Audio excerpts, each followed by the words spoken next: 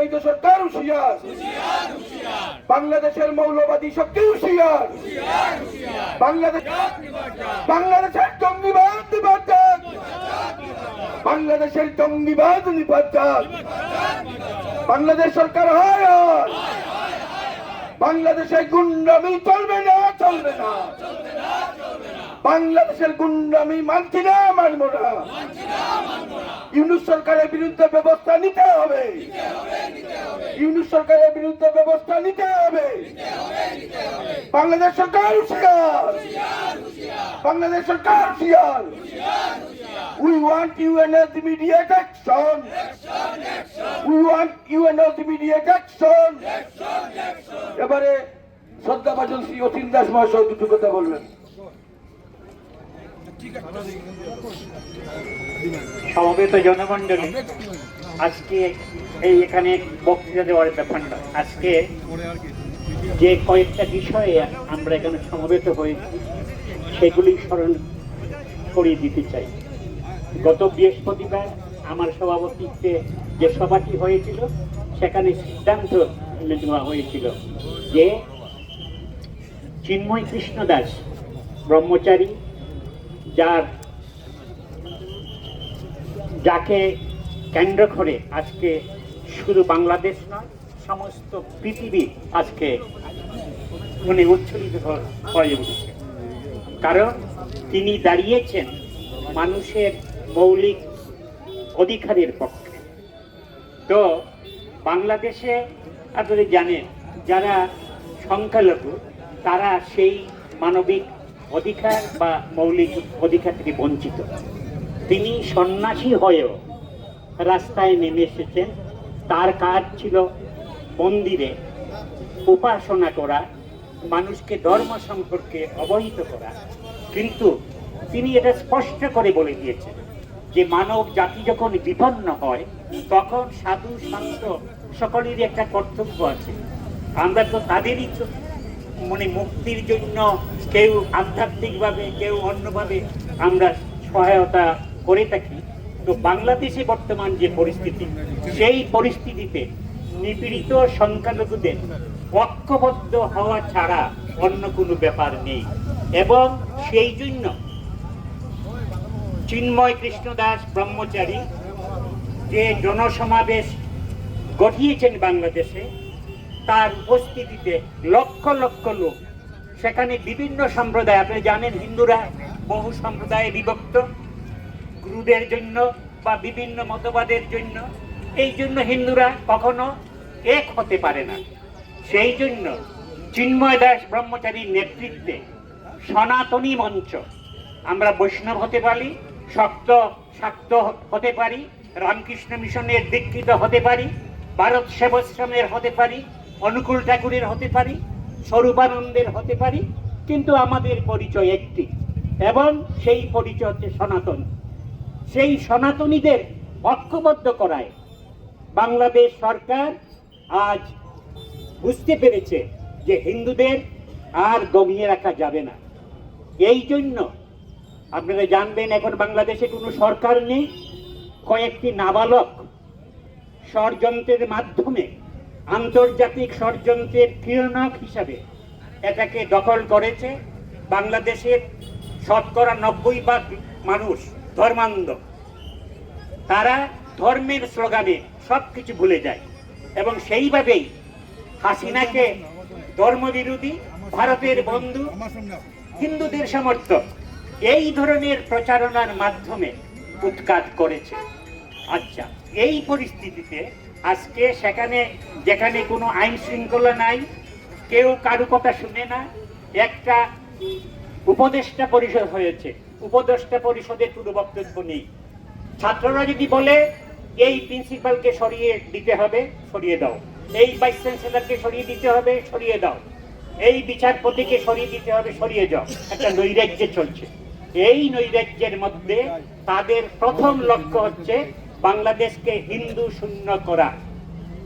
বাংলাদেশের এখন সবচেয়ে শক্তিমান যে লোকটি, তার নাম হচ্ছে মাসুদ আলম। সে হচ্ছে সেই আর মাহফুজ আলম, সেই মাহমুদ আলমের যেটা রাজনৈতিক যেটা দর্শন, সে বলেছে যে বাংলাদেশ মুসলমান প্রধান দেশ হওয়া সত্ত্বেও সে তার দায়িত্ব পালন করছে না, এটাকে ইসলামিক যদি করতে হয় তাহলে হিন্দুদেরকে তাড়াতে হবে, এবং এটাই হচ্ছে তার মূল লক্ষ্য।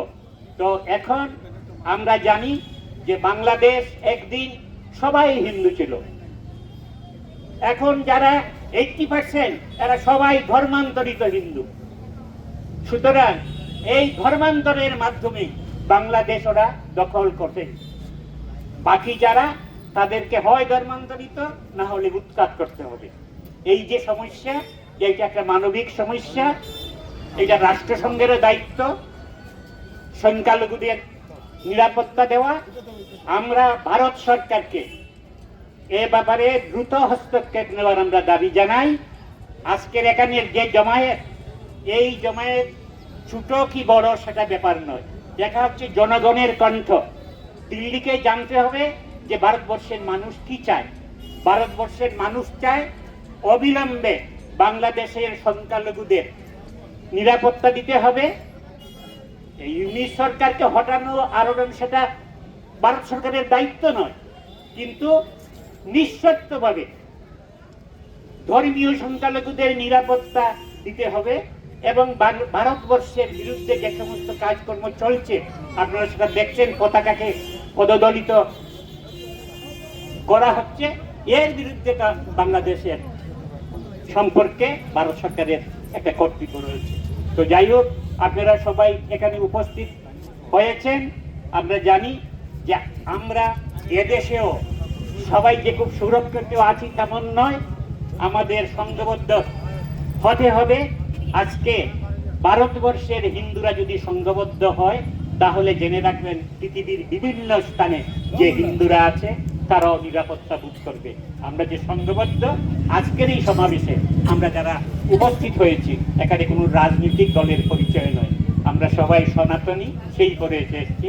এবং এই যে ধারা সেটা যাতে অব্যাহত থাকে সেই আবেদন রেখে আমার বক্তব্য শেষ করছি। নমস্কার। ইউনিট সরকার হয় হয়, ইউনিট সরকার হুঁশিয়ার, ইউনিট সরকার হুঁশিয়ার। ফর বাংলাদেশ পিস এবং বাকি সব অর্গানাইজেশনকে এই উদ্যোগ নেওয়ার জন্য ধন্যবাদ জানাচ্ছি। আজকে যা হচ্ছে ও গণতান্ত্রিক ব্যাপার, কোনো দেশেই গণতন্ত্র ছাড়া নিজেদের বা অন্য কারো উন্নতি হতে পারে না। গণতন্ত্র এমন একটা জিনিস, সবার জন্য সেটা দরকারি। এবং আমি বলতে চাই, ইন্টারন্যাশনাল হিউম্যান রাইটস কমিশন কোথায় গেল? এখন ইন্টারন্যাশনাল হিউম্যান রাইটস কমিশন কিছু বলছে না কেন? এই নিয়ে সরব হচ্ছে না কেন? সবাই কেন চুপ? তো আমি চাই যে অচিরেই সেটা বন্ধ হোক। এবং চিন্ময়ানন্দজি মহারাজ শুধু একটা ধর্মের লোকদেরকে সাহায্য করতেন না, ফ্লাডের সময়, ভূমিকম্পের সময় সর্বধর্ম নির্বিশেষে উনি সবাইকে, আপনারা যদি দেখে থাকেন কয়েকটা ভিডিও বেরিয়েছে, উনি সবাইকে কম্বল দিচ্ছেন, খাওয়ার। আজকে এই যে প্রতিবাদী মিছিলের যে আয়োজন করেছেন আমাদের প্রেস ক্লাবের কর্মকর্তাবৃন্দ, আমি ধন্যবাদ জানাই। প্রেস ক্লাবের মাধ্যমে যে ফোরাম হয়েছে,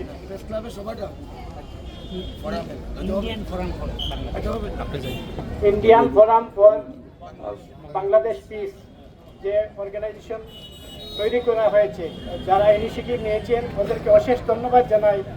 এই বাংলাদেশে যে ঘটনাগুলো ঘটছে, আমরা সোশ্যাল মিডিয়াতে বা পত্রপত্রিকায় দেখছি, আমরা ধিক্কার জানাই। এইসব অসভ্য কর্মকাণ্ড দেখে আমরা চুপ করে বসে থাকতে পারি না। সবার এই বিবেক আছে, এই বিবেকহীন মানুষরা, আমরা তো আগে ভাবতাম বাংলাদেশ একটা কালচার কান্ট্রি হিসাবে, আমরা প্রতিবেশী দেশ হিসাবে, কিন্তু এত আনকালচার। একটা গভর্নমেন্ট চেঞ্জ হওয়ার সঙ্গে সঙ্গে যে একটা বিরোধী দলের উপরে বা বিরোধী মতবাদের উপরে যেভাবে হামলা করেছে ওরা, এটা সত্যি নিন্দনীয় এবং দুঃখের কোনো সীমা থাকে না। এটা কোনো ভাষা নেই এদের যে অসভ্য আচরণের ব্যাপারে বলা। আজকে চিন্ময় মহারাজের যে অ্যারেস্ট হয়েছেন, আমরা চাই ওনাকে ইমিডিয়েটলি যাতে রিলিজ করা হোক, মুক্তি দেওয়া হোক। কারণ ধর্মীয় যারা গুরুরা আছেন তারা ধর্ম নিয়ে ব্যস্ত থাকেন, পলিটিক্সের সঙ্গে এদের কোনো সম্পর্ক নেই। এদেরকে টার্গেট করা কেন? আমি ইউনূস সরকারকে প্রশ্ন করতে চাই, কেন ধর্মীয় যারা পণ্ডিতদেরকে আক্রমণ করবেন আপনারা? আজকে ইউনূস সরকারের যে আমার প্রতিনিধি বলেছেন, নাবালক কিছু ছেলেরা একটা রাষ্ট্রের ক্ষমতা হাতে নিয়েছে, শিশুর মতো ছেলেরা, যেখানে 30-40 বছর এক্সপিরিয়েন্সের পরেও একটা রাজ্য চালানো কতটা সংকটময়, একটা কান্ট্রি চালানো সংকটময়। আজকে কলেজের স্টুডেন্ট, আজকে ইউনিভার্সিটি স্টুডেন্ট একটা দেশের ক্ষমতা নিয়েছে, ওরা কিভাবে চলতে পারে, চালাতে পারে, এটা মিনিমাম কোনো ইয়ে নেই। এরকম মানুষের হাতে ভয়ঙ্কর একটা পরিস্থিতি সৃষ্টি হয়েছে এইসব মানুষের জন্য, এবং এদের পেছনে যারা আছে এদেরকেও হুঁশিয়ার থাকা প্রয়োজন। আমরা 140 কোটি ভারতীয় মানুষ আছি, আমরা এটাকে স্বাধীন করে দিয়েছি 71-এ। অনেক অবদান আছে ভারতবর্ষের, বাংলাদেশের স্বাধীনতার জন্য আমাদের অনেক স্যাক্রিফাইস আছে। আজকে আমরা আমাদের তিরঙ্গাকে যে সময় ওরা ইউনিভার্সিটির গেটের রাস্তাতে লাগিয়েছে, আমার এত কষ্ট হয়েছে। আজকে আমি নিজের থেকে এই প্রোগ্রামে এসেছি যাতে এই ফ্ল্যাগের যে অবমাননা হয়েছে এটা আমি বরদাস্ত করতে পারছি না, আমি পারি না এই সিনটা দেখার জন্য। আমি সকালে মকসুদুল ভাইকে ফোন করেছি, আপনি অন্যান্য সংগঠনকে আপনারা ফোন করে এই প্রোগ্রামে আপনারা ইনভাইট করুন যাতে এই প্রোগ্রামটা আরো শক্তিশালী হয়। বাংলাদেশের অবৈধ ইউনূস সরকার যাতে বুঝে যে আমরা তাদের এই কর্মকাণ্ডের আমাদের কোনো সমর্থন নাই, আমরা এসবের ধিক্কার জানাই। সবাই বলুন, ইউনূস সরকার মুর্দাবাদ, ইউনূস সরকার মুর্দাবাদ, ইউনূস সরকার মুর্দাবাদ, বাংলাদেশ সরকার হায় হায়, বাংলাদেশ সরকার হায় হায়, বাংলাদেশ সরকার হায় হায়। অবিলম্বে চিন্ময়জিকে মুক্তি দিতে হবে, অবিলম্বে চিন্ময়জিকে মুক্তি দিতে হবে, অবিলম্বে চিন্ময়জিকে মুক্তি দিতে হবে। আমি আর বিশেষ করে সময় নষ্ট করছি না। আমাদের